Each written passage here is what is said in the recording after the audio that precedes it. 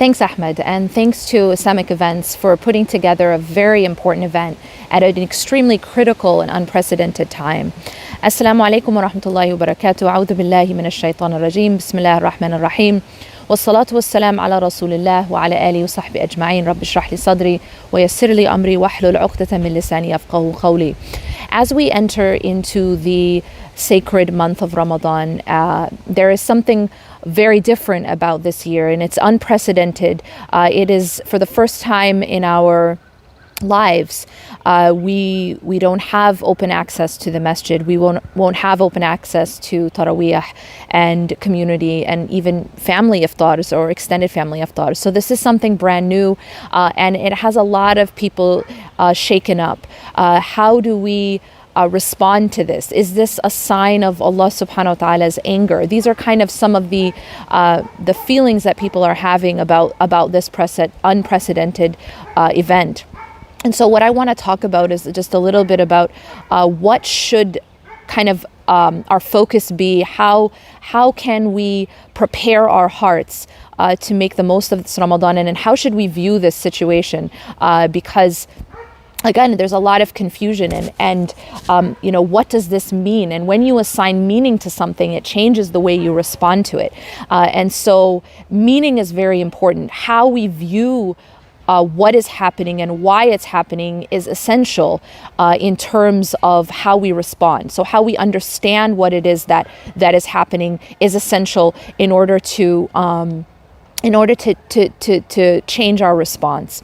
So the first principle that I want to discuss is part of the understanding of Allah subhanahu wa ta'ala that we need to have is that we always know with full certainty that Allah subhanahu wa ta'ala always does good for the believer. This has to be part of our foundational understanding of Allah subhanahu wa ta'ala.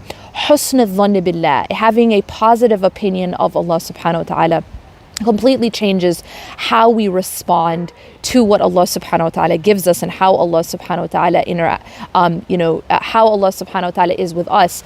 The way we respond is absolutely affected by how we interpret who Allah is and what Allah does.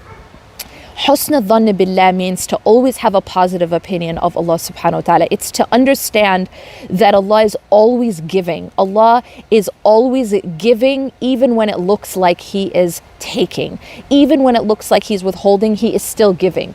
So, for example, entering into Ramadan and not being able to go to the masjid, for example, this feels like a massive deprivation, and in fact it is a massive deprivation if it were you or I, if it was ourselves that were depriving us of the masjid, then in fact it would be a deprivation. But when that decision comes by Allah subhanahu wa ta'ala, when that decision is by the will and qadr of Allah subhanahu wa ta'ala, then it is no longer a deprivation, because Allah is always giving. And this is a principle that we learn, for example, in the hadith of the Prophet ﷺ, in which the Prophet ﷺ says that the matter of a believer is something miraculous or amazing, ajabun. And why? Because all things, all of his affairs or her affairs are good. So this is why the Prophet ﷺ characterizes the matter of a believer as being something that is amazing, something that is wondrous. It's unusual, ajabun. Why? And then he goes on to say that this is not the case for anyone except for the believer. So this is an exclusive benefit, an exclusive rather privilege and gift that is given to the believer, which is that everything that happens to the believer is actually good for the believer. And then the Prophet ﷺ goes on to say that if something comes that gives the believer a reason to be happy, so something that we like, something that makes us happy, so then the believer responds with gratitude, and so it is good for the believer. And if something comes that's difficult, or that would make us sad, or something that was some sort of test or difficulty, the believer responds with patience, and so it is good for the believer. Now, what do we learn from this hadith? Number one principle is that everything Allah gives to the believer is actually good for the believer. That's the number one principle. The number two principle is that it all has to do with our response. Because if you notice that the Prophet ﷺ is explaining that it is about the response of the believer, because the believer is between gratitude when it's something that we like, and patience when it's something that we didn't choose, or we didn't ask for, or we didn't like. Now, how does that apply to entering Ramadan during a global pandemic where almost everyone is on lockdown? We can't go to the masjid, we can't go to these community gatherings, tarawih. These are things that we grew up getting used, that this is Ramadan, right? So how does it apply here? Well, number one is that firm belief that Allah subhanahu wa ta'ala knows what He's doing, and Allah subhanahu wa ta'ala has done this for a reason, and most important, that it is actually for the good of the believer. Even in the hadith where the Prophet ﷺ tells us that that plague, that Allah subhanahu wa ta'ala sends plague, the plague itself in the hadith says that it is actually a mercy for the believers. I mean, have we ever sat and actually reflected on that this unprecedented experience that we're going through, the Prophet ﷺ said is actually a mercy for the believers.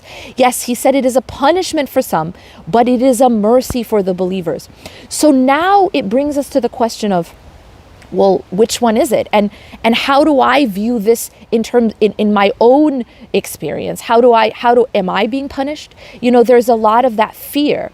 So even for that case, so let's look at what happens when Allah subhanahu wa ta'ala is angry with a believer. So a believer can also make mistakes. I mean, obviously believers are not angels. Believers are not sinless. We also sin, and we can also make mistakes which anger Allah subhanahu wa ta'ala. So in that case, even in that case, deprivation can be a gift. And here is why. Because when the believer has earned the wrath of Allah subhanahu wa ta'ala, and Allah subhanahu wa ta'ala deprives the believer, He does so in order to wake up that person, to wake up the believer, to inspire that person to come back to Allah subhanahu wa ta'ala, to rectify themselves, to do tawbah and istighfar. Tawbah means to return to Allah, and istighfar means to repent.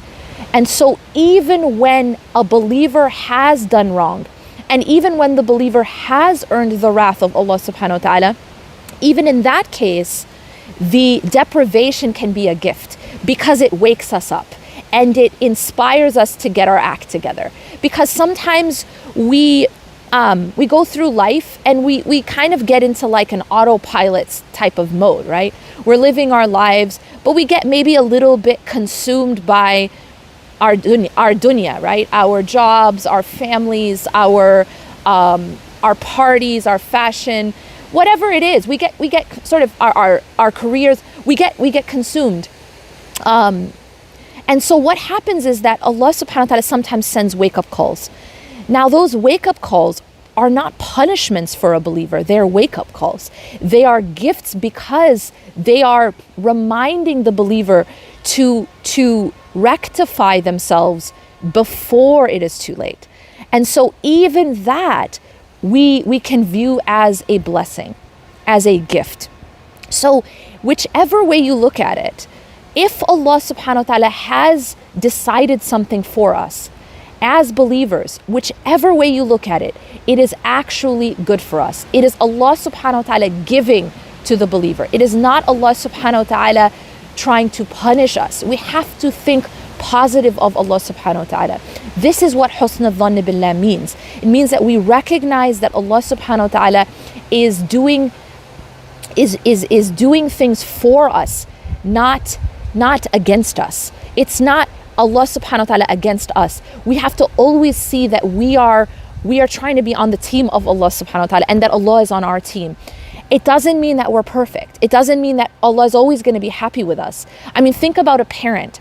Is a parent always happy with their child? Does a child never anger the parent? Does a child never make a mistake? Absolutely not. That's impossible. But what does a loving, merciful parent do when the child makes a mistake or when the child's going down the wrong path? Well, a loving, merciful parent will discipline them, will try to bring them back, will do things to wake them up. And sometimes it comes in a form that looks like punishment, but in fact it is a mercy. In fact, it is out of the mercy of that parent who wants good for that child. And remember that Allah is high above any analogy, and Allah's mercy for us is infinitely greater than a mother's mercy for her child. So we have to look positive at this, and we have to enter Ramadan with a fresh perspective and a positive perspective of, okay, Allah has chosen this.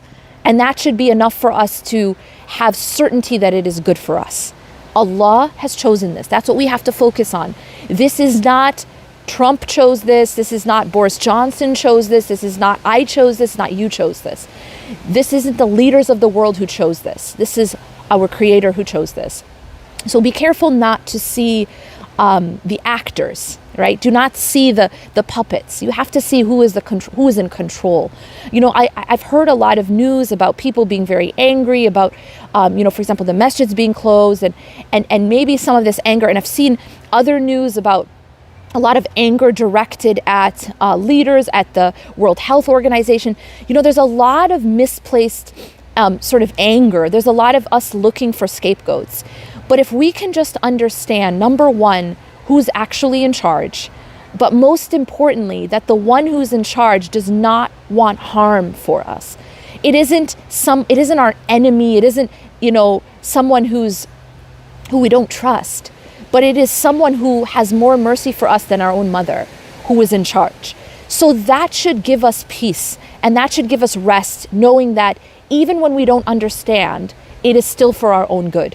I can guarantee that children, when they're disciplined by their parent, or when the parent makes a decision for the protection or rectification or tarbiyah of that child a lot of times has no idea. I mean, a lot of children will rebel. A lot of children will be very angry because they don't see what the parent is doing for them. But the reality is that the parent is protecting that child. The parent is raising that child. That's what tarbiyah is. Sometimes we do things for a child which they don't like, right? We have to intervene because that's our job as parents, to raise a child. Well, Allah subhanahu wa ta'ala is raising all of us. Allah subhanahu wa ta'ala is developing and teaching and purifying all of us. He's our creator.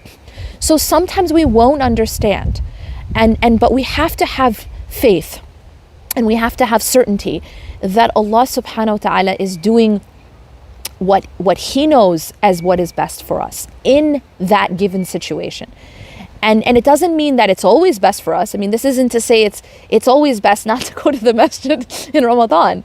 No, it's just by Allah's wisdom and Allah's knowledge and divine wisdom, which we don't know and we can't conceive of, that He has decided that at this time, this is what is best, and that's what is happening. And so the decision of Allah, قَدَّرَ اللَّهُ مَا شَاءَ فَعَلَ, that whatever Allah wills, that is what will happen, that's what He will do. He makes a decision, and whatever He decides, He does. And so we have to submit, but also with positivity, not just submit, but have a negative attitude and feel like, God, I'm being punished, and why is God doing this to me, and it's not fair, and this is awful. And no, that's all very negative thinking about Allah. We have to think positive about Allah subhanahu wa ta'ala. And how can we practically kind of look at this, I suppose. So there's a spiritual way to look at this, and that is to see Allah subhanahu wa ta'ala, that it is not the people, it is not the regulation, but it is not even it's not even a disease, but it is Allah subhanahu wa ta'ala who's made a decision, and it is for our own good. And seeing that Allah has more mercy for us than our own mother has for us. What are some of the practical ways that we can look at this? Well, and Allah knows best, But there are some things that we can look at it and see that perhaps Allah subhanahu wa ta'ala could be teaching us, and perhaps Allah subhanahu wa ta'ala could be training us. Many of us, when Ramadan comes around, mashallah, we get involved with the community, we go to the masjid a lot, but sometimes family time gets sort of hurt, where even the iftars, God bless the communities and everything, but vast majority of the iftars put men on one side and women on the other. And while it's important to have gender segregation, but where's the family time gone, right? You're always spending the time with other women, which is great and it's important, but where is the family time? And so this is one aspect, or sometimes they don't even have family iftar. Sometimes just the men go, for like a singles iftar, even though they're not single. Sometimes ironically, Ramadan becomes a time where you don't see your family much. You don't maybe eat with your family much. Even when you're going to iftars, you're not with your family. The reality is that even when you go to community iftars, or you go to masjid iftars, or you go to family iftars, where again it's the women talk to the women and the men talk to the men, and again that's important, but it does beg the question, where is the family time? And so one outcome, and we can see this as a positive outcome from this, is that now you got family time, right? I have personally, I have family members who, for example, spent the last 30-40 years of their life, fathers, grandfathers spent the last 30-40 years of their life working 7 days a week, and this is the first time that he's able to actually just be home with his family. So he told us that this is a blessing for him. This is actually an opportunity for him to finally feel almost young again. That's what he said. He says he feels young again because for the first time he's not working 7 days a week and he can actually be home with his family. So for some people, that is an outcome which we can see as positive. That now iftar is with your family, whether you like it or not. It's a chance for you to sit down and to actually hopefully bond with your family. Hopefully it's not a time of tension and fights. Inshallah, may Allah subhanahu wa ta'ala put sakina, peace and tranquility in our homes, and just to see it like that. And then finally, and I want to inshallah end with this reflection, and that is that perhaps it is a lesson that Allah subhanahu wa ta'ala is not confined to any place or time. Allah subhanahu wa ta'ala is not only confined to the masjid. Allah subhanahu wa ta'ala is not only confined to Ramadan. Allah subhanahu wa ta'ala, we can call on Him at any time and in any place. Allah subhanahu wa ta'ala is closer to us than our jugular vein. We do not limit Allah subhanahu wa ta'ala. Allah is with us wherever we are, as He tells us in the Quran. And so perhaps this is an opportunity for us to build that personal connection with Allah subhanahu wa ta'ala. Yes, we have been barred from the communal worship, but perhaps it is an opportunity for us to taste the sweetness of private worship, of personal, private time with Allah subhanahu wa ta'ala, an opportunity to really build a one-on-one relationship with Allah subhanahu wa ta'ala in that personal time with Allah, in tahajjud. Realize that Taraweeh is just tahajjud, but it's done in the masjid to help people and to encourage people to participate in it. Those who aren't maybe strong in Quran, who don't have Quran memorized. But realize that essentially Taraweeh is tahajjud prayer. And the Prophet ﷺ would pray it at home. So we are not being deprived of that. We still can pray tahajjud, and we still should pray tahajjud. And so we need to maybe refocus on our personal relationship with Allah subhanahu wa ta'ala. Now that we are barred from the communal, we are barred from the jama'ah. So it gives us that opportunity to really focus on our personal relationship with Allah subhanahu wa ta'ala. And maybe that is what Allah subhanahu wa ta'ala wants us to do now, to get that time to focus back on building the bonds with our family, having that time which maybe we wouldn't otherwise have in Ramadan with our families, and to realize that Allah is not confined by place or by time, that He is closer than our jugular vein, and to learn and really build that personal relationship with Allah subhanahu wa ta'ala, and now that we don't have the opportunity to have the jama'ah. أقول قولي هذا واستغفر الله لي ولكم إنه غفور رحيم سبحانك الله وبحمدك أشهد أن لا إله إلا أنت أستغفرك وأتوب إليك. جزاكم الله خيرا. And now back to Ahmed.